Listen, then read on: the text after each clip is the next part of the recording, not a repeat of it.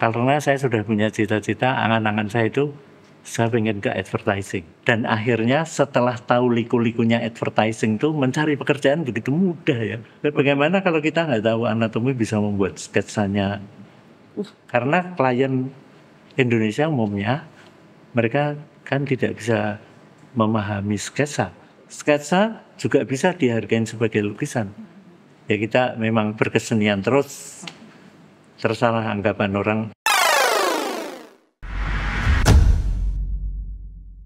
Halo, selamat datang di Retroism Plus 62.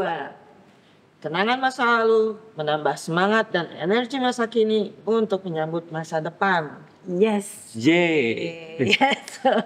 XQ kita kedatangan tamu spesial hari ini. Yeay. Terima kasih. Selamat datang, Pak. Terima kasih. Mas, Perkenalkan silakan diri. memperkenalkan diri, Pak. Halo, saya Sigit Santoso. Sering dipanggil Eyang Iya. sama teman-teman, Oh, sama teman-teman. sama teman-teman ex Matahari tentu saja. Oh, Ekswatari. Selamat datang, Pak Sigit, Eyang Sigit. Seniman, pengajar, dan Iya. juga orang periklanan ternyata selama Ya. Zaman dulu. 40 tahun. Ya. Nah, Tahun 70-an. ya, Pak Sigit sebagai orang periklanan deh Pak, Ya. 40 tahun gimana tuh Oke. Pak ceritanya? Wah, jadi memang sejak kuliah di seni rupa itu angannya itu kepingin bekerja di sebuah periklanan yang besar. Hanya ada dua waktu itu, Matahari Advertising atau Intervista. Nah, Hari atau Intervista? ya itu angannya setiap mahasiswa zaman dulu. Tidak sengaja memang kok akhirnya bisa, itu karena ada iklan ya, kita baca iklan di Kompas, dibuka, dicari tenaga periklanan, lalu saya coba melamar. Waktu itu, wah banyak sekali ya, ada psikotes, terus macam-macam yang saya tidak paham ya. Benar-benar baru pertama kali masuk Jakarta, Itu tahun tahun 79. 70-an. Ya, 70-an ya. Ya, 79 kalau nggak salah. Ya, itu lalu berhasil ya setelah tes saya berhasil, alhamdulillah. Waktu itu belum mengerti wah kerjanya apa ya kan. Nah, disitulah saya banyak hal yang tidak tahu ya, pada saat bekerja itu banyak hal yang saya tidak tahu. Lalu terpikir, wah kayaknya saya perlu jadi pengajar. Banyak hal yang di perguruan tinggi, Enggak di ya kan, seperti salah satu contoh, tolong siapkan super untuk film itu. Saya, wah super apa ya, wah on banget tuh waktu pertama, waduh, nggak ngerti apa ya, harus siapkan apa. Nah, akhirnya ada inspirasi dari situ, masalah itu pertama saya harus mengajar, kedua saya harus menulis buku. Itu, dan alhamdulillah semuanya tercapai. Ya, menjadi pengajar di sebuah perguruan tinggi sampai berakhirnya tahun 2000 kemarin ya. Terus mengajar terus, makin banyak pengalaman, lalu menulis buku, karena buku itu ya bagi kita satu legacy ya, supaya, nah itu kebanggaan juga. Banyak yang saya dapatkan dari saat bekerja itu ya, pengalaman-pengalaman. Dan akhirnya setelah tahu liku-likunya advertising itu mencari pekerjaan begitu mudah ya. Oh, dulu 40 tahun. Iya. Sigit, sorry boleh nanya nih. Iya. Zaman tahun 70-an advertising itu seperti apa sih gitu, maksudnya suasana kerjanya. Wah itu dia. Terus Saya masuk Matahari itu bagi saya itu kantor keren banget ya. Waktu saya dari Solo kan, waktu itu di Selipi, tapi didesain itu menarik ya, sudah menarik sekali.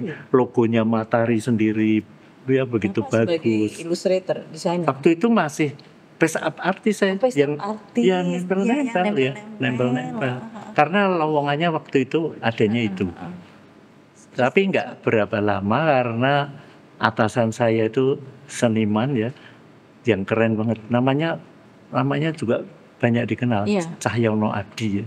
Oh, Itu Pak Cahyono Abdi. ya almarhum. Itu begitu melihat saya berkarya di suatu hari itu ada bukan lomba ya, kayaknya pameran internal, disuruh membuat karya yang berkaitan dengan klien kita gitu, klien Matahari. Oke. Lalu saya membuat Tropicana Slim ya, karena itu slim. Jadi saya gambar botolnya itu seperti tubuh wanita yang slim. Tapi harus ada attractiveness-nya ya, yaitu setelah apa ini namanya? Pinggang yang slim, lalu saya buat bagian pantat itu seksi sungguh ya. Terus celana dalamnya transparan gitu. Ya tapi dari belakang. Dari situlah Pak Cahyono itu melihat, berhenti di meja saya nonton. Nah, setelah itu pekerjaan saya di rumah tambah banyak. Ya itu Pak Cahyono itu sering datang ke rumah, ngirimin kalender seru Jakarta itu saya yang bantuin dia. Kerjaan. Iya Kerjaan. Wah udah sampai, wah ini kalau saya pergi ke kantor sayang dong nggak ada yang dikerjain ya nggak ada yang mengerjakan. Jadi akhirnya melatih istri saya untuk jadi artis juga. Di rumah dia mengerjakan face up itu ya. Semua cuman ini. Jadi semua bisa selesai karena kan deadline ini ya kan, nggak bisa tinggal kerja seharian ya. Wah itulah pengalaman yang menyenangkan banget ya, begitu masuk Matahari terus kerjaannya mendadak di rumah jadi banyak. Iya benar. Nah dari situ juga menjadi langkah berikutnya, yaitu mencari pekerjaan jadi susah. Jadi gampang. Jadi gampang. Pada saat sebelumnya itu terus terang agak susah ya cari pekerjaan. Gimana ya caranya? Bingung. Setelah itu malah jadi Lebih mudah. ya Jadi banyak yang mencari ya kan. Iya betul. Ya, pernah ada yang telepon saya, Pak Sigit bisa ketemu di mana? Di Wisma, waktu itu Wisma Nusantara apa Antara ya, yang di Monas itu. Lantai sekian. Ya oke. Wah udah, saya pokoknya banyak sekali yang nawarin pekerjaan terus jadi rebutan. ya, terus akhirnya ketemu. Begitu buka pintu tuh dia sudah ini ya kayak detektif zaman dulu. Ketemu di depan, sudah di pintu lift itu dia sudah berdiri pakai jas, pakai dasi rapi sekali. Oh ini Pak Sigit ya. Terus akhirnya dibawa ke kantornya, mau nggak kerja di sini? Dibaca. Iya dibaca. Iya betul, dibaca. Wah itu menyenangkan sekali. Iya udah. Sebentar saya nggak pernah lama kerja di seperti ini, pindah. Karena begitu mudah, jadi memudahkan diri. Jadi setelah Matahari di mana Pak? Setelah Matahari saya di Indoed. Indoed yang kemudian berubah nama ya? Iya itu baru-baru ini ya. Indoed terus di Ted Bates. Di Bates juga. Ted Bates ya. Itu waktu itu masuk di Tempo kalau nggak salah. Ted Bates masuk Indonesia tuh. Iya. Bayi raksasa. Bayi raksasa. Tahu-tahu sudah besar. Kantornya itu keren banget. Kantornya itu di Hotel Mandarin. Sudah zaman dulu udah paling keren. Iya. Wah lucu ya. Menyenangkan. Kenangan yang menyenangkan itu. Nah, Pak Sigit waktu itu ketika di advertising masih terbatas hanya untuk media cetak aja, atau udah media elektronik juga? Semua. elektronik kan udah ada radio, udah ada TV. Iya. Ya, jadi pekerjaan di advertising banyak sekali ya. Apa misalnya di media cetaknya aja cukup menyibukkan ya. Apalagi kalau biasanya kan kalau zaman dulu hidupnya agensi itu kan bisa mendapatkan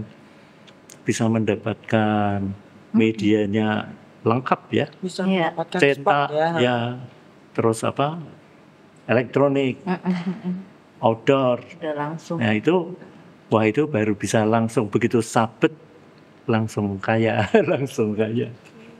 Above the line, below the line. Yang maksudnya kantornya kan, ya zaman dulu disebut below the line, Iya. above the line itu, ya.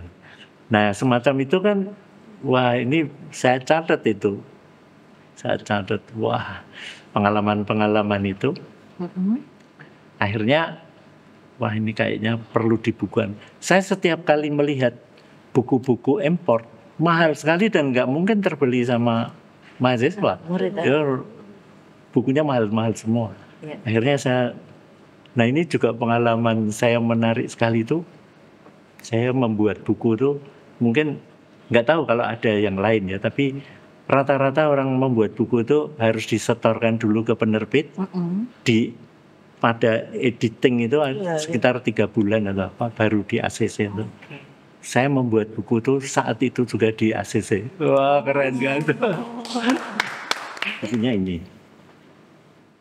Advertising guidebook. guidebook. Kira- Nah ini iya. Tahun berapa nih Pak? tahunnya saya juga lupa nih. Iya. Saya Saya juga mesti Di sini. copot kacamata. ganti saya harus 2002. 2002. Nah ini Nyari Pak Sigit ya? Bukan. Pak Masli. Coba kita. Ini Ini Pak Sigit. Iya. Walah. Waktu muda. Waktu muda. saya dikritik sama ahli komunikasi. Ini mestinya fotonya jangan melihat ke bawah.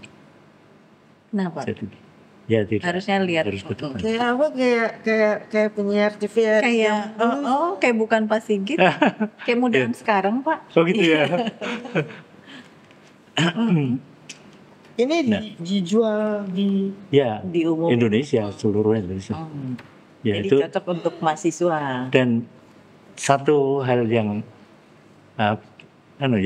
mungkin bisa menginspirasi itu, Iya. ini kan buku-buku begini kan nggak boleh ada iklan. Iya. Ya karena ini termasuk bukan fiksi ya. Nah, waktu ini saya berpikir bagaimana ya caranya, karena kalau hanya mendapat honor buku saja, sedikit. Iya. Akhirnya saya berpikir harusnya bisa mendapat iklan. Kalau saya masukkan logo, terus saya bahas logonya, Oke. ya mungkin saya langsung punya ide itu, terus saya hubungi klien-klien, saya mau nggak saya jadi sponsor saya. Iya. Jadi Terus saya bahas di sini, misalnya logo kamu apa, saya bahas ya, contoh kasus. ya, terus oh iya, wah itu ternyata berhasil. Akhirnya saya dapat duit dari situ. Itu yang lain belum pernah terpikir gitu, teman-teman advertising, walaupun mereka penulis, ternyata mereka ya cuman menulis terus terbit. Tapi kalau saya ada rewardnya. Iya. Nah itu. Terus yang membuat saya bangga itu karena saya membuat layout dulu ya, saya membuat layout, lalu saya presentasikan sendiri karena saya banyak ngomong juga. Iya. Saya presentasikan sendiri, itu sudah cuman makan waktu berapa jam di situ, ngobrol terus langsung ACC di situ. Itu dulu peralatan kayak mau bikin kayak Pak Sigit tadi bilang menggambar Tropicana Slim. Itu alat peralatannya. Oh ya, masih tradisional banget. Pakai ini poster color. Oh masih pakai poster color ya. Itu Kita ada tidak ada internet, tidak apa ada itu ya komputer. elektronik alat-alat berarti komputer. di kertas. Kertas ya. Di kertas dengan poster cover. Iya, kan Pasti melalui beberapa kali kesalahan atau enggak. enggak. Jadi langsung Ini latihannya di sekolah dulu waktu di ASRI ya. Seni. Seni itu kita dilatih pakai poster bagaimana membuat gradasi. Kan sulit ya manual membuat gradasi pakai poster. Kalau zaman sekarang dia klik set. Nah, itu nggak kepikiran loh saya. Maksudnya mesti gambar gitu. Iya. Terus kalau kayak warna gitu tuh zaman dulu tuh udah ada lengkap belum? ada zaman dulu yang paling top itu ya marker Ya, marker. ya. Kopik. Itu ya kalau zaman sekarang Copic, kalau zaman dulu Mekanorma. Mekanorma itu wah saya sampai beli, saya belinya kalau di sini kan mahal ya jatuhnya, kalau kita beli di toko-toko sini wah mahal. Pas istri saya lagi ke Singapura saya tolong beliin Mekanorma, wah beli murah di sana. Cuman bawanya aja. Ya dulu rivernya ke ini ya ke Singapura. Iya. Perlu buat beli. Pulakannya dari sana. Di sini juga toko-toko juga ngambilnya dari sana kan, harganya murah sekali. Zaman dulu kalau nggak punya kemampuan visual, nggak diterima di advertising. Sorry, dulu Pak Sigit itu mempelajari seni murni atau apa? Nggak applied art ya. Seni murni itu sebenarnya kan tidak, memang cocoknya applied art ya kalau mau masuk ke jurusan. Karena saya sudah punya cita-cita, angan-angan saya itu saya pengen ke advertising. Ya, kalau nggak Intervista ya Matahari, dan dapat yang di Matahari. Karena dua-duanya paling besar waktu itu. Ini Pak, tadi lihat ini kan ABCD ya ternyata guidebooknya. Iya. Benar dibahas A itu apa misalnya. Jadi kata-kata. Jadi zaman dulu tuh mungkin belum ada ya. Ya banyak yang tidak mengerti. Terus waktu ini terbit itu saya banyak menerima email. Wah, terima kasih Pak Sigit. Saya cari istilah ini itu di buku-buku lain tuh kok nggak ada gitu. Kebetulan kok ada buku ini, ternyata ada dan bisa memudahkan dia dalam menulis skripsi atau apa gitu. Iya. Ini juga masih buat dibaca sekarang masih. Tapi sudah kebanyakan ketinggalan ya. Karena sekarang kan semua digital. Jadi seperti tadi saya bilang bahwa saya bertemu murid saya yang sekarang ini belum lama di daerah ya, itu sangat mengagumkan buat saya karena di daerah tapi bekerjanya sudah pakai teknologi maju ya kan, semua digital. Kalau datang cuma bawa begini, terus saya bilang, kita jalan-jalan yuk ke kafe yang di tengah sawah itu. Oke, ayo gitu kan. Anak-anak muda semua, anak-anak saya seumuran anak. Terus gimana? Ganggu pekerjaanmu nggak? Pekerjaan kan bisa dibawa kemana-mana katanya. Wah ya, udah jadi keren banget ya. Saya ikut bangga ya. Jadi pekerjaannya begini, punya asisten juga, nanti habis ini transfer ke sana, terus sana mengerjakan visual yang finish ya. Udah begitu nanti dia kirimkan melalui marketplace yang banyak sekali. Dari situ nanti transaksi itu terjadi. Kan keren banget. Jadi mereka nggak kantoran. Zamannya Pak Sigit pekerjaan nggak bisa dibawa-bawa kemana. Baru-baru nggak bisa. Di belakang meja aja. Iya, di belakang meja. Bahkan kadang-kadang long hours ya Pak. Ya, long hours. Sampai pernah ada istilah Moonlight Shadow Studio. Moonlight Shadow Studio. Karena kerjanya malam. Moonlight Studio. Jadi ya beda banget ya. Sekarang lebih cepat dan harganya juga berbeda. Nah, anak-anak ya harus dibawa anak-anak saya semua bekerjanya. Jadi kalau ke kantor itu celana pendek. Ya. Kayak saya. Ya. Kayak Ika. Terus cuman bawa beginian, nyanyi-nyanyi, wah so relax, nggak kayak saya dulu ya. Dikejar. Datang itu ya, mereka ada deadline, tetapi cara mengejar deadline-nya berbeda kan. Oh gitu. Iya toh, kan karena mereka bekerja sendiri, datang seenaknya, tidak ada bos, ya bosnya ya dirinya sendiri ya. Ya itu yang membuat Salah dimarahin bos. Nah itu dia. Kalau sekarang, Terus nah itu dia. Jadi saya gini, aduh, kalau saya bisa menulis teknis, bekerja secara teknisnya, saya akan tulis itu menarik sekali. Ya karena bagaimana dia bekerja sampai bisa menjadikan uang. Ya itu kan bisa ditularkan ke orang lain. Tapi saya harus memahaminya lama karena di sana cuma 2 minggu saya, waduh nggak ngerti saya. Jadi mesti gimana? Karena kalau saya tulis mungkin anak muda yang masih seusia akan tertarik ya. Siapa yang nggak tertarik sih bekerja honornya tinggi, dolar, terus tidak perlu ke kantor. Ya siapa yang tidak tertarik? tapi dari dulu terkenal kok kalau anak-anak iklan tuh anak-anak yang duitnya banyak. Iya. Dibandingin sama kalau kerja di media lain, Iya. anak iklan tuh udah kayaknya anak iklan. Iya. Zaman dulu udah zaman saya Iya. dulu itu, Iya. wah kalau lihat anak iklan tuh kayaknya eksklusif gitu loh. Iya, iya. Ternyata dari zamannya Pak Sigit juga udah 40 tahun gitu. Iya. 40 tahun. Terus ini Pak, kan 40 tahun nih udah di iklan. Iya. Setelah itu kan mulai mengajarnya gimana tuh? Mulai Oh, mengajar selama di iklan saya sudah udah mengajar. mulai ngajar. Jadi Oke. karena ada privilege juga ya. Waktu itu saya bekerja di Pratama.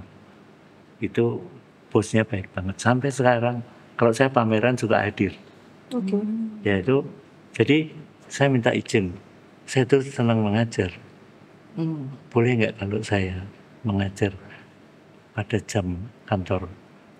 Ya nanti kalau belum selesai pekerjaan saya bisa selesaikan juga. Jadi sudah saya rintis dari sejak saya Itu waktu Di tahun advertising. berapa mulai mengajarnya? Tahun 80-an, tahun 94, 90-an. 94 mulai mengajar dan menyenangkan sekali. Makin kesini makin menyenangkan. Makin sekarang jadi tua, wah masih masih dihargain sama muridnya itu. Buat saya itu luar biasa. Coba bayangkan murid saya datang dengan anaknya 3 ke rumah.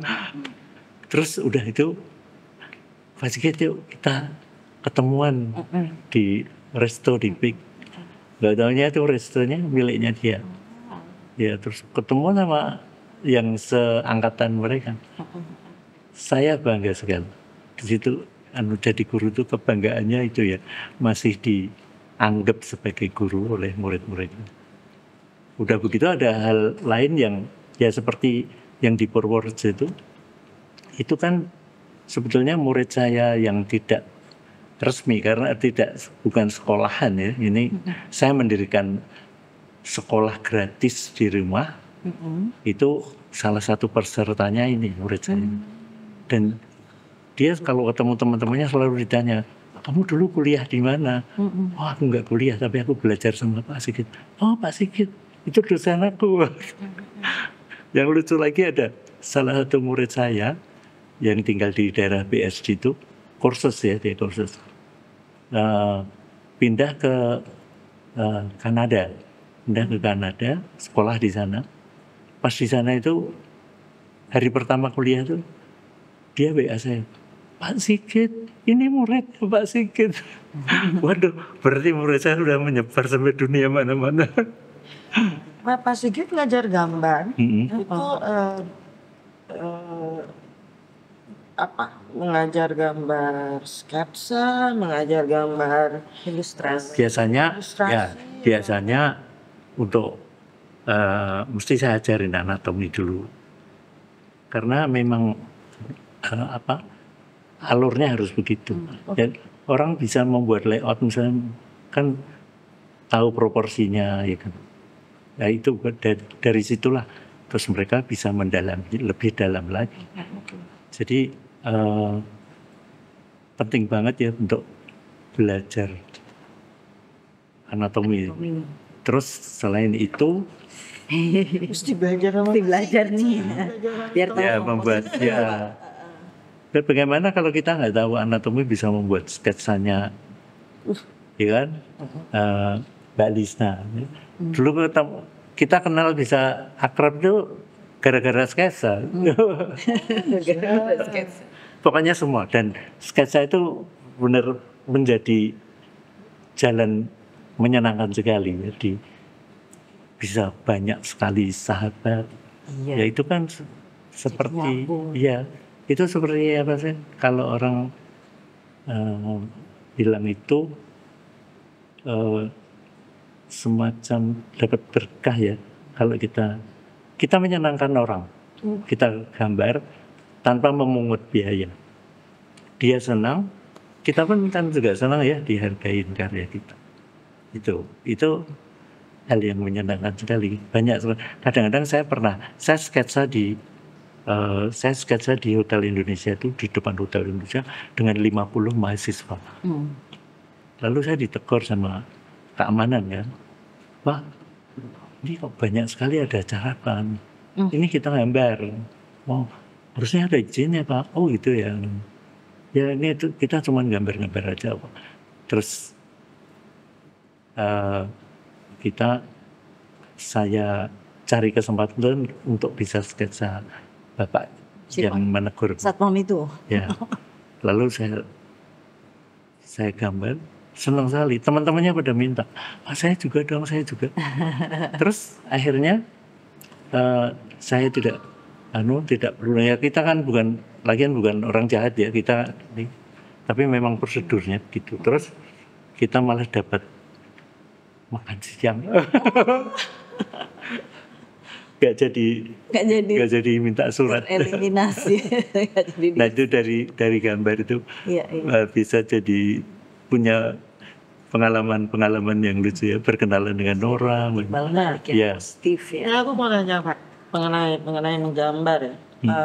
Sketsa itu menggambar cepat atau apa? Sebetulnya ya cepat ya. Menggambar cepat. Ya, kalau yang namanya sketsa biasanya zaman dulu sketsa itu merupakan rangkaian pekerjaan dari sebuah. Misalnya orang mau melukis itu dengan sketsa dulu ya kan, buat sketsa baru nanti dilukis. Tapi zaman sekarang sudah berbeda. Sketsa itu bisa berdiri sendiri, tidak perlu sketsa dulu baru melukis. Jadi sesuatu. Sketsa juga bisa dihargai sebagai lukisan. Tuh, ya orang sketsa jadi dipamerkan sebagai karya lukis ya, karya sketsa yang bisa berdiri sendiri, tidak harus merupakan rangkaian perbuatan karya. Ya, jadi zamannya sudah berubah. Jadi kita bisa gambar dan berdiri sendiri dan juga bisa dijual. Oke, nanti mau di Saya ingat dulu zaman sebelumnya saya tahu kayak bikin storyboard dulu. Ya. Gitu. Awalnya orang hanya menggambar sketsa biasa. Terus baru di tracing. Kalau dulu menggunakan kertas khusus ya, namanya layout pad. Layout pad itu mahal sekali ya. Nah, dari layout pad itu sketsa tadi di tracing terus bisa menjadi gambar yang lebih baik, yang lebih. Karena klien Indonesia umumnya mereka kan tidak bisa memahami sketsa. Ya kalau ini gimana sih, jadi minta gambar visual yang lebih konkret gitu ya. Nah itu jadi nanti visual artis yang membetulkan. Sketsa itu hanya rough idea-nya saja. Ini kira-kira begini, nanti sambil dijelaskan. Nah si visual art itu yang menggambarnya bagus, ya bisa dipahami banyak orang. Tapi kalau klien-klien misalnya di luar ya yang sudah bermain iklan dari Bayangin aja Coca-Cola itu kita masih perang di Diponegoro, mereka sudah beriklan ya kan. Jadi ya tentu saja mereka budaya itu sudah lama. Jadi mereka bisa memahami ya, walaupun oret-oretan kadang-kadang sudah tertangkap idenya. Toh nanti dari gambar toh nanti harus difoto atau difilmkan ya kan. Sudah itu hanya sebagai guidance saja. Kalau Mas Sigit dulu berarti di visual artistnya atau apanya? Di visual. Ya, kadang-kadang kayak gambar komik dong ya? Iya benar, komik. Kayak gambar komik jadi tahu harus pakai angle kamera. Iya. Inilah itulah. Kalau saya dulu kadang saya akalin pakai foto dulu, saya bikin foto. Atau adegan-adegan yang untuk adegan sulit gitu ya kan, angle-nya kan susah pakai foto. Wah itu otaknya udah visual tuh berarti pasti gitu. Kebayang. Iya. Soalnya kan kalau sketsa itu kan bisa dibilang yang paling sederhana sebelum menjadi lukisan. Iya, betul. Sketsa itu perkembangan. Itu yang membuat para visualizer menjadi sulit untuk mau melukis. Karena sininya udah terpatri bahwa orang itu bentuknya mesti begini kan gitu kan. Padahal orang melukis kan lebih bebas ya. Iya. Lihat saja lukisan-lukisan kayak Picasso ya kan. Oh bisa mata bisa di dada atau misalnya begitu. Kan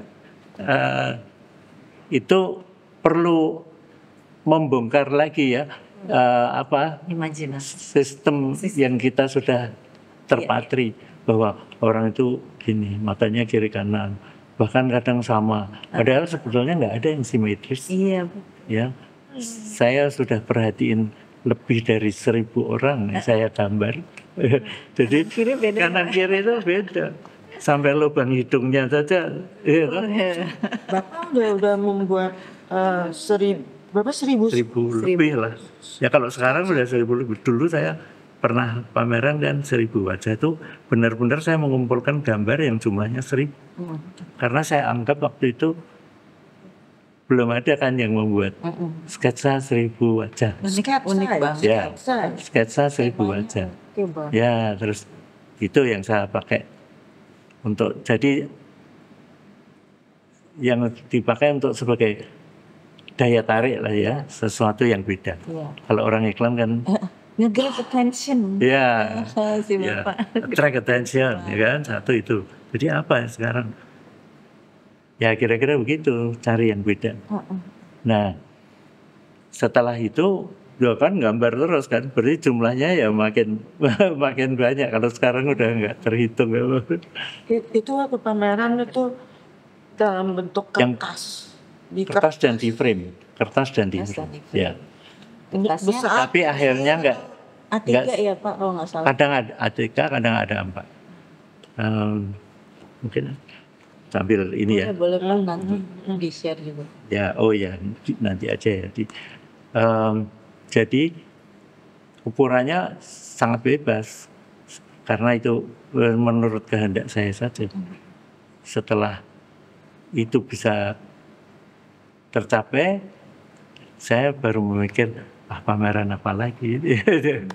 Tapi kalau yang Pak Sigit gambar yang 1.000 wajah itu melihat orangnya di depan kayak still photo.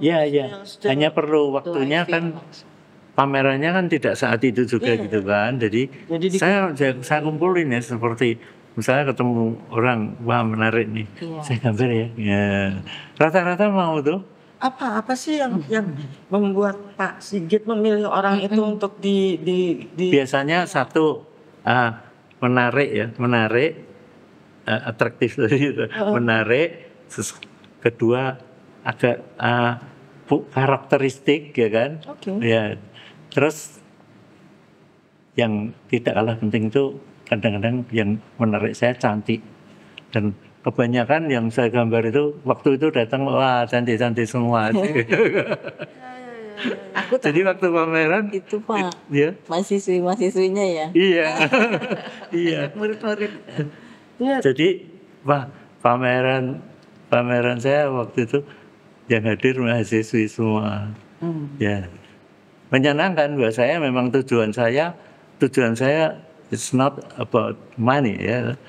Kan saya waktu itu saya sebagai guru, saya harus bisa menginspirasi mahasiswa saya. Pak Sigit yang sudah tua saja bisa melakukan pameran 1000 wajah. Ya kalian bagaimana gitu kan? Itu jadi keinginan saya. Makanya saya bilang sama mahasiswa kalau punya cita-cita yang baik itu insya Allah Tuhan mengijabah. Ya kan, itu juga itu benar-benar saya alami kan. Yang seharusnya saya tidak mungkin bisa mengadakan pameran itu karena biayanya besar. Bukan main-main, baru bikin frame-nya aja udah ratusan juta. Ya kan, itu. Nah, makanya dari pengalaman itu saya bisa menularkan pengalaman ke anak murid saya karena tugasnya guru menyemangati. Nah, Pak Sigit, kan Pak Sigit ini kan pengalamannya di dunia advertising, terus menjadi guru gambar, dan juga sempat pameran. Ada pertanyaan? Ada lagi loh, kan? Belum disebut. Apa tuh Pak? Aktivis membantu masjid dan madrasah. Oke. Aktivis. Lah saya juga nggak mudeng ya, karena senang mengajar. Tiba-tiba Pak Ustadz di daerah saya itu mendatangi rumah saya diserahin madrasah. Pak Sigit tolong dikelola. Pak, kok saya? Maaf ya, saya kan tidak terlalu maaf ya, bukan berarti. Tapi saya sekarang sudah berubah. Waktu itu sholat aja bolong-bolong gitu ya kan. Kok saya yang didatengin? Kok saya nggak salah gitu.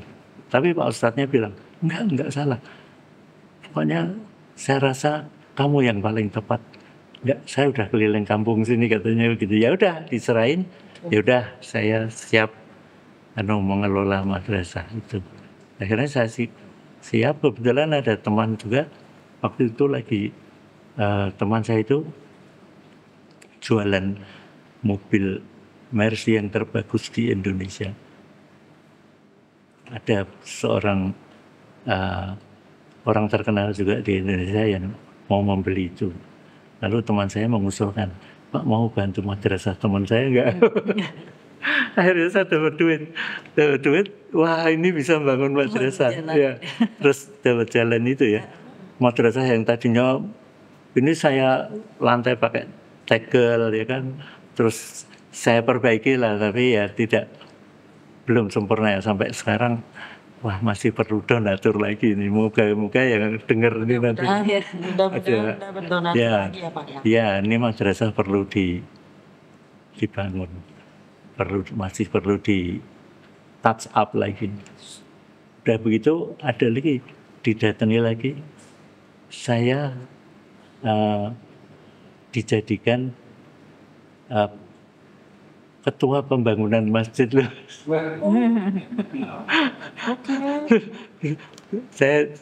Pengalaman saya lucu itu, makanya teman-teman seniman Sigit ini ngurusinnya yang nggak ada duitnya ya, maaf ya, bukan menghina, tapi memang itu saya juga nggak ngerti jalannya begitu. Saya bukan ambisius ke situ saya mengajar, bukan ambisius kepengen mendapat. Ya senang lah kalau dapat surga ya, tapi kan bukan karena saya memburu surga itu enggak. Tapi waktu itu tuh justru saya tahu dari teman saya, sahabat saya itu, Pak Sigit itu sangunya sudah banyak. Sangu apa tuh? Terus dia bilang sangun itu ilmu yang bermanfaat. Terus anak yang soleh. Wah aku nggak kepikir karena saya nggak mendalami seni rupa, tapi kan tidak mendalami agama. Ya, baru sekarang saya betul-betul ceritanya itu ya tadi, yang saya bisa merubah hidup saya menjadi lebih taat ya. Ini tadi aku terusin pertanyaannya. Ya. udah sekolah seni, kerja di advertising, jadi guru, Ya, pameran. ya. Pak Sigit menganggap diri Pak Sigit seniman apa enggak? Waduh, malu ya kalau bilang begitu. Tapi waktu itu teman-teman waktu saya bisa pameran di Bentara Budaya itu, wah, wis lulus katanya gitu. Kayaknya kalau udah di Bentara Budaya udah Ya, moga-moga begitu ya. Tapi saya tidak menganggap, pokoknya berkarya saja. Ya seperti kita ngurusi madrasah, bagaimana mengurusnya yang benar, ya jangan korupsi. Tapi boleh nggak sih Pak, orang-orang yang sudah merasakan pendidikan di sekolah seni Ya. misalnya, atau sudah pokoknya Senior ya, ya berkarya terus. boleh nggak sih mereka menganggap diri mereka sendiri sebagai seniman?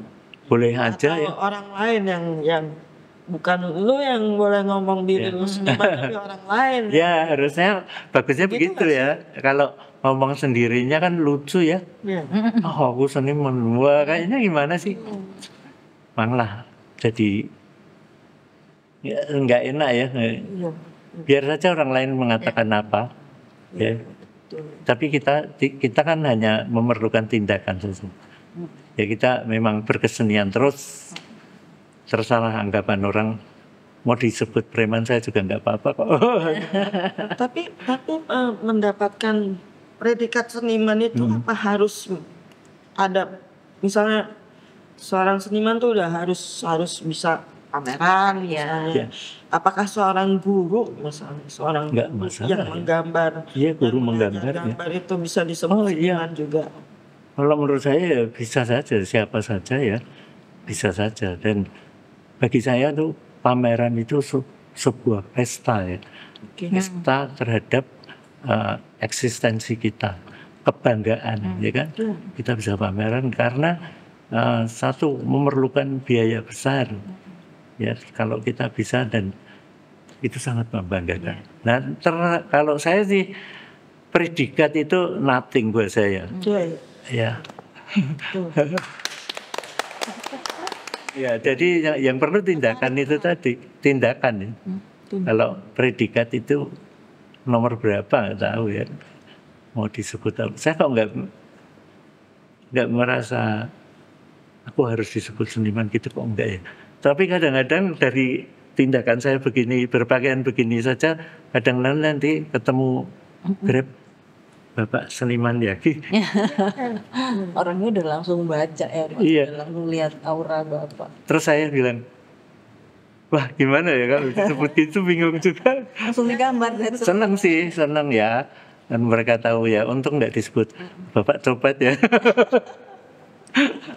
Saya tertarik dengan sketsa karena kalau di luar itu justru kalau di pengadilan Amerika khususnya itu tidak boleh ada dulu foto. Jadi dulu justru sketcher yang harus Iya. membuat Iya. komposisi. Maksudnya ini di kepolisian ya biasanya. Di pengadilan. Pengadilannya. Oh. Iya, Karena pengadilan. itu saya lihat di film sih beberapa Iya. itu justru apa namanya suatu profesi yang sangat ditanggungan gitu Iya, iya. untuk satu sistem, walaupun ini Iya. bukan suatu kondisi suatu perasaan ada pameran sudah tapi mereka sketcher itu justru banyak jadi menggambarkan tentang Suasana. Iya. gambar Iya. di foto tidak boleh. Iya. Itu bagi saya satu hal yang bagus untuk para seniman-seniman ini gitu. Iya. Mereka dihargai lah. Iya. Iya. Itu bagaimana Pak tanggapannya? Oh ya, itu kalau di sini yang pernah saya lihat tuh Heng Ngantung ya. Heng Ngantung itu seorang pelukis yang zaman Bung Karno itu dia kalau Bung Karno lagi sidang ataupun dia yang membuat sketsa. Masih ada, sekarang masih ada sudah dicetak ya buku tentang Heng Ngantung itu. Nah tapi kalau untuk yang di pengadilan di Indonesia yang mungkin seperti itu tadi, saya kok belum pernah. Kalau di kepolisian Saya pernah melamar juga. Saya kepengen membantu kepolisian untuk membuat. Oh sekarang sudah pakai komputer Pak katanya. Jadi udah pakai komputer. ya mungkin mata pakai ini dia comot mata dekati. Malah kurang ini Pak ya, apa namanya nggak hidup gitu kalau dengan alat gitu ya, kalau gambaran itu kan saya sketsa. Tidak juga sih, kan yang mengerjakan juga artis kan, jadi mungkin ketepatannya lebih komputer ya kalau diambil. Matanya sipit, anunya ada ini dia tinggal nyari mata sipit. Kira-kira begini enggak? Itu mau mencari penjahat itu kan. Tapi kalau Sesuai dengan teknologi sekarang. Tapi itu menarik, itu menarik ya mengenai sketsa. Pak, saya mau nanya Pak Sigit, menggambar orang Indonesia itu, wajah orang Indonesia itu susah nggak sih Pak? Ya itu perlu ini ya, perlu memahami dengan praktek. Saya kan praktek ya, jadi oh ternyata orang Indonesia itu jarak antara mata dan ini itu lebih pendek dari orang sana ya rasanya. Jadi kadang-kadang yang membuat cantik itu anatomi kita rubah sedikit itu bisa misalnya ini harusnya cuma pendek kita panjangin sedikit gitu. Ya itu. Soalnya kayaknya kalau orang menggambar muka orang luar, Caucasian ya, maksudnya orang kulit putih, kayaknya lebih gampang gitu daripada karena Asia gitu, orang Indonesia terutama. Orang, nah itulah yang disebut ada karakternya ya. Menggambar orang yang berkarakter itu memang lebih gampang. Ya, tidak semua orang kan punya karakter kuat ya kan. Kadang-kadang yang ada yang biasa saja. Yang biasa saja itu agak susah juga. Oke, Pak Sigit, sebelum kita tutup ya karena waktunya juga udah mepet. Kita mau nanya nih untuk saran-saran dari Pak Sigit, maksudnya untuk anak muda sekarang gitu, misalnya untuk dalam berkesenian, dalam menggambar, apa yang harus Ya, hanya memerlukan satu, yaitu konsistensi dalam boleh dibilang nih belajar. Saya pun juga masih terus belajar. Saya masih ada ketidakpuasan itu pasti ada. Saya belajar terus. Di usia 74. Di usia 74. Konsistensi. Konsisten. Berat tuh Pak. Konsistensi. Untuk anak-anak, untuk saya aja berat. Konsisten. Konsisten. Memang harus ya.